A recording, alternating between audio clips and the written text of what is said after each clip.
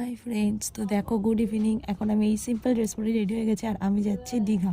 তো এই দেখো লাগেজ নিয়ে চলে যাচ্ছি বান্ধবীর বাড়ি। তো এই বান্ধবীদের এখান থেকে বাচ্চার বাড়ি, যে আমার বান্ধবীর ছেলে পক্কা বুড়ো, এ তো নন স্টপ দুষ্টুমি করেই যাচ্ছে। তো এই দেখো ওকে খাইয়ে দিচ্ছে, এবার ও রেডি হয়ে যাবে। আর রেডি হয়ে দেখো আমরা এখানে বাস চলে এসছে, দোতলা বাস। তো আমরা চলে এসেছি আর দারুণ ছিল বাসটা, সত্যি খুব আরামে যেতেও পেরেছি আসতেও পেরেছি।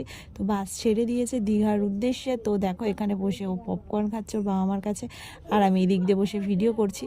আর এই দেখো বাসটা দারুণ ছিল। তো যাই হোক, নাচানাচি বাসে তো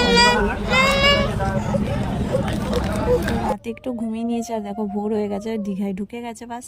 আর এই দেখো আমাদের রুমটা, দরজা এই পাশে একটা ব্যাগ ট্যাগ রাখার জন্য এরকম একটা দিয়েছে, ড্রয়ার টাইপের। আর সামনে ড্রেসিং টেবিল রয়েছে, আর এদিকে ওয়াশরুম, আর এই যে হচ্ছে বেড। আর এপাশে এই দরজার এপাশে ব্যালকনি রয়েছে।